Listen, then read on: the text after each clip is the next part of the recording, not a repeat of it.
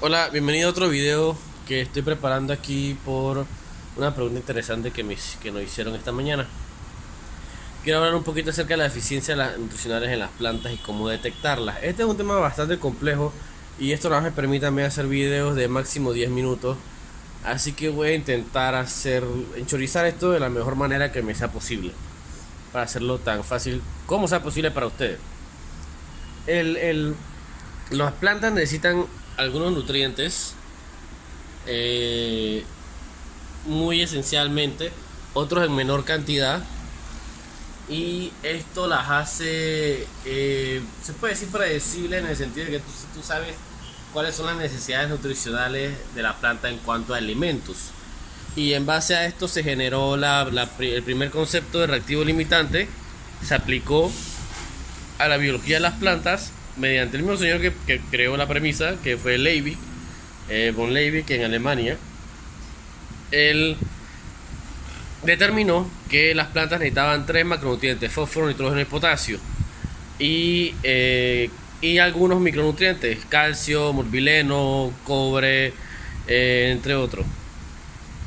Y en base a esto se generó una de las revoluciones verdes, una de las tantas revoluciones verdes, que de verdes no tienen mucho, que se generaron los primeros alimentos para plantas sintetizados. Dígase, y voy a aclarar aquí, digo sintéticos porque son sintetizados, se crearon mediante diferentes técnicas dependiendo de la tecnología química de su momento. Soluciones salinas deshidratadas, que se le llama NPK por los elementos que tiene, que es nitrógeno, fósforo y potasio, de acuerdo a la letra en la tabla periódica.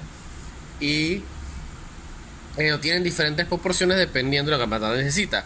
Por ejemplo, el nitrógeno se asocia a la producción de hojas y al color verde. Estoy simplificando algo bien sencillo. Así que si tienes una planta que lo que hace es producción de hojas, principalmente van a necesitar nitrógeno. Por ejemplo, están las plantas que tienen fases. Por ejemplo, este limonero acá afuera. Este limonero tiene una fase, lo que se llama una fase vegetativa. La fase vegetativa es durante la cual él no está activo sexualmente, o sea que no está produciendo flores, no está produciendo fruta. Durante esta fase él tiene pocos requerimientos de fósforo y potasio. Entonces durante esta fase principalmente brindarle nitrógeno, en teoría. Después viene entonces cuando él empieza a tirar flores y deja de tirar fruto, que se refuerza con fósforo y potasio para que la producción de fruta sea adecuada. Igual con las plantas de flores.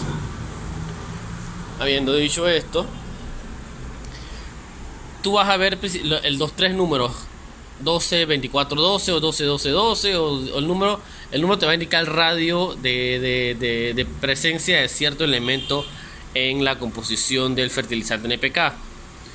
Entonces, si tú ves que el primer número es bajo y los otros dos números son altos, quiere decir que es un fertilizante con una fuerte composición de fósforo y potasio para promover la producción de hoja y fruta, de flor y fruta.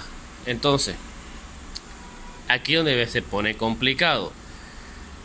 Durante mucho tiempo estuvimos trabajando con esta premisa, el tema agro, y hasta el día de hoy la gran mayoría de los agrícolas se siguen manejando bajo la misma premisa obsoleta, que estos tres nitrógenos son todo lo que la planta necesita, y la hidroponía, que a mí no me gusta en lo absoluto, se basa en esto. ¿Qué pasa? Esta es una premisa incompleta, porque estamos ignorando completamente lo que está en el sustrato de la planta. ¿Qué es lo que es realmente importante? Tenemos que entender que estos son seres vivos que han evolucionado en conjunto con otros seres vivos en su ambiente, para bien y para mal, depredadores, parásitos, pero también los socios, los organismos que desarrollan relaciones simbióticas benéficas para ambas partes. Ejemplo, hongos que se asocian a las raíces de las plantas, las ayudan a absorber nutrientes a cambio de azúcares y las protegen de hongos patógenos.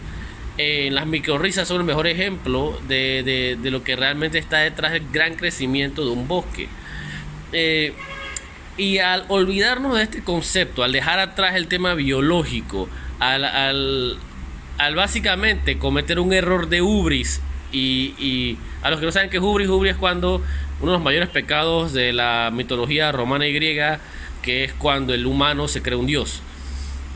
Entonces, al cometer este error, nos olvidamos de la parte biológica, y aquí es donde está el problema en el trópico. Tú empiezas a usar sales para fertilizar los terrenos, y los suelos tropicales son particularmente pobres en materia orgánica. Esto quiere decir que son pobres en microbiología y adicionalmente arcillosos, lo cual previene que haya una penetración de agua y de nutrientes y de biología al suelo, porque es muy compacto y muy e inhóspito a la vida. Entonces, si tú agregas NPK al suelo sin agregar material orgánico que ayude a procesar estos elementos, la planta no se va a desarrollar bien y los cultivos van a fracasar a medida que pasan los años, porque la microbiología del suelo se va empobreciendo. Entonces lo que estás haciendo es creando un buffet para parásitos, y en ese momento llega que los costos de mantener la producción arriba superan los ingresos, y entonces que verdaderamente la producción se va para el carajo. Ahora, ¿cómo traemos esto al jardín de su casa? Ahí nos estaban preguntando, ¿esto qué es? Cuando se quema la puntita de la planta, esta cámara no enfoca, ahí está enfocando. Esto es generalmente se puede interpretar como una deficiencia de nitrógeno, porque la eficiencia de los diferentes elementos se determina, por ejemplo, de que si va de la puntita hacia el fondo, si viene de las hojas viejas o si vienen las hojas nuevas, si empieza desde el centro hacia afuera o desde afuera hacia el centro. Todos son indicadores de cuál es la deficiencia. Pero una deficiencia de nutrientes, una clorosis, o sea que se pone amarilla, o una necrosis cuando la hoja se muere, son nada más síntomas de un problema mayor. Y el tema es la deficiencia de nitrógeno, pero ¿qué la está causando? Es la gran pregunta. Y aquí es donde se pone triquiñuela la cosa, porque la gente dice, bueno, se me quemó la puntita de la hoja, le echo más urea o le echo más planta feliz y ya, me olvido de eso. No, olvídate. ¿Qué pasa? Puede ser que el pote y el sustrato estén cogidos en nitrógeno, pero tú al agregar un NPK con alto contenido de fósforo, el fósforo bloquea el nitrógeno. Es lo mismo que si yo tengo un restaurante y tengo un pocotón de clientes y se me está acabando la carne, yo empiezo a servirles un pocotón de arroz para que la gente se me vaya por lo menos harta. Es lo mismo, si tú llenas el sustrato con un elemento en exceso, él puede llegar a bloquear otros elementos presentes en el sustrato. Y aquí se pone bien complicado. Por eso que le digo a las personas que la mejor forma de fertilizar tu jardín es usar muy pocos sintéticos, muy pocos elementos abióticos y bastantes elementos microbiológicos. Porque a mayor la microbiología del suelo, más balanceado es el desarrollo de la planta. Y aquí va. Otra cosa que puede estar causando deficiencia de nitrógeno es la presencia de parásitos chupadores. Puede ser que haya un parásito, en este caso de la planta no, un parásito chupando los nutrientes de la planta, y eso está causando la deficiencia de nitrógeno, que causa esta necrosis o que causa puntitos o huecos en las plantas, en las hojas. O caso 3, que la planta realmente tenga una deficiencia. Entonces, ¿qué es lo que tú haces cuando encuentras una deficiencia como esta u otras? Tú haces un proceso de eliminación. Primero, echas planta feliz para alimentar ustedes. Si ves que al agregar un fertilizante la planta no mejora, esta hoja nunca va a mejorar. Esta hoja, si la quieres la puedes podar desde acá para provocar más crecimiento o algo, pero estos daños no se mejoran, la clorosis no mejora, pero ya va a empezar a crecer nuevamente y el nuevo crecimiento no va a tener clorosis. Entonces, esto es vital. Voy a continuar en la segunda parte, cómo seguimos manejando estas deficiencias. Así que continúen en el próximo video. Aquí estamos con el tema de las deficiencias nuevamente. ¿Qué hago yo con las deficiencias? Una vez tú detectas la deficiencia, vamos a empezar un proceso de ver qué puedo hacer yo para corregir esta deficiencia. La primera cosa que uno hace es, por ejemplo, usar un producto como Planta Feliz, que es un fertilizante orgánico balanceado que no quema las plantas. Al agregar este fertilizante, si la planta, aún los nuevos crecimientos están desarrollando señales de clorosis, quiere decir que lo más probable es que tengas un tema de desbalance en el pote. Ahora, le voy a decir, tengo 5 años de estar cultivando plantas y esto jamás me ha pasado. Así que no creo que algo que les vaya a ocurrir a ustedes. Esto ocurre generalmente cuando estás trabajando con NPK, productos sintéticos en alto volumen, que un elemento bloquea el otro y la planta no los puede absorber bien, especialmente porque la microbiología del suelo no es adecuada, el sustrato no es adecuado.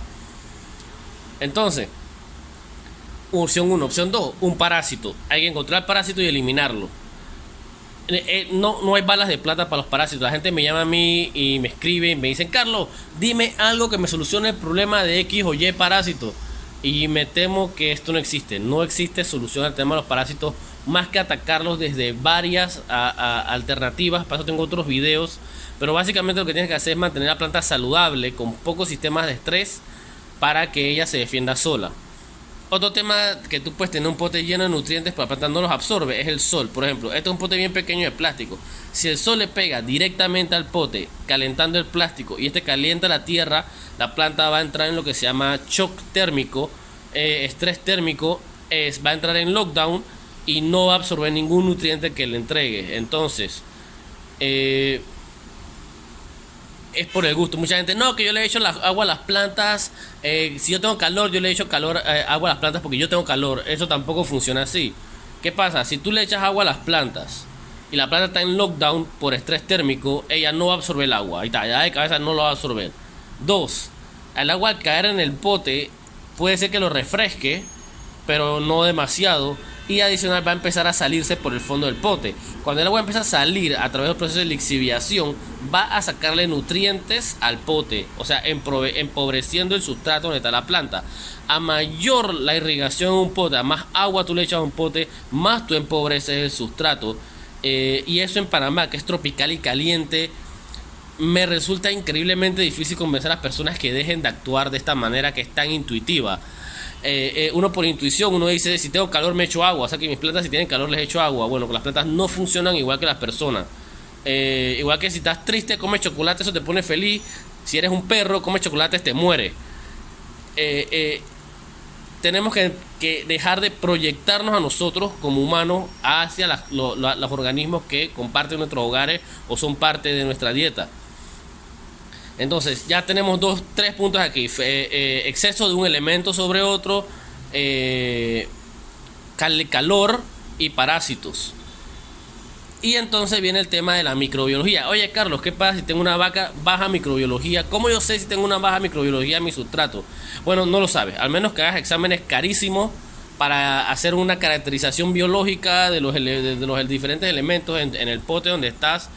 Y no creo que tengas el presupuesto para eso. No es posible hacerlo. ¿Qué modo hace? Simplemente agrega material orgánico al pote. Agrega compost maduro, humus de lombriz, planta feliz. Pero no se pongan a echarle cosas crudas al pote, a excepción de cáscaras de huevo. No se pongan a echarle cáscaras de plantas, cáscaras de limón. O sea, eso puede causar un problema serio de intoxicación en el sustrato y desbalancear la microbiología para mal. Entonces, esa es otra práctica común que hay en el trópico, que la gente le echa la basura a las plantas como si las plantas fueran un basurero. Bueno, y ahora vamos a entrar en micronutrientes ya para ir cerrando el caso. Tenemos un nuevo producto que estamos terminando de revisar y sacar. Esto es harina de basalto. Basalto es piedra volcánica de alta densidad, muy valiosa en el área de construcción. Pero y tiene un byproduct cuando tú la procesas, un producto generalmente no aprovechado, que es el polvito que decimos harina de basalto. Y el basalto es muy rico en algunos elementos muy particulares. Por ejemplo, te guste o no, las plantas y nosotros requerimos ciertos metales pesados para vivir bien: cobre, hierro, molibdeno, entre otros, en cantidades bien pequeñitas. Estos son lo que se les está diciendo en el video anterior, micronutrientes. Los micronutrientes te van a balancear la nutrición de la planta. ¿Y qué pasa? Yo reciclo material vegetal de Merca Panamá y de restaurantes y cafeterías para producir fertilizante, pero la concentración de algunos elementos en mi fertilizante Planta Feliz, por ejemplo el molibdeno, es bien difícil de conseguir a punta de descarte vegetales. y hay que buscar otra fuente. Entonces, y es aquí donde estoy empezando a usar ciertos tipos de roca en el proceso de manufactura de planta feliz líquido y la preparación de otros sustratos. Y ahora te vas a empezar a sacar este producto al mercado, que tú agregas una cucharada por pote y él va lentamente a proporcionar nutrientes para la planta. Esto es lo que se llama un fertilizante de liberación lenta. ¿Qué pasa? ¿Por qué? Porque a pesar de que lo está molido en muy finito, necesitas algo que lo haga que la planta la pueda absorber. Y aquí es donde entra Planta Feliz y productos orgánicos. La microbiología del suelo, enriquecida por Planta Feliz y otros productos orgánicos, compost y humus de lombriz sólido, van a ayudar a procesar este polvo de forma tal que libera los elementos en la forma adecuada que las plantas los pueda absorber. Para poner esto más sencillo, piensa de la siguiente manera: esto es cornflake y esto es la leche que lo hace más suave para que lo puedas comer en la mañana bien más rico y digerir mejor. Piensa, es como un dúo. Los dos son buenos por su cuenta. La leche es muy sabrosa sola, el cornflake también es muy sabroso solo, pero juntos hacen un mejor trabajo. Entonces estamos empezando a introducir esto, esperando no confundir a las personas. Los elementos abióticos, o sea que no son de origen orgánico, y los elementos bióticos funcionan muy bien juntos. Así también los sintéticos. Pero bueno, yo en mi canal no promuevo los fertilizantes sintéticos, así que no me interesa hacerle cuña a esa gente. Ellas tienen suficiente slice del mercado. Pero lo que sabes es que esto es de origen orgánico, por su origen.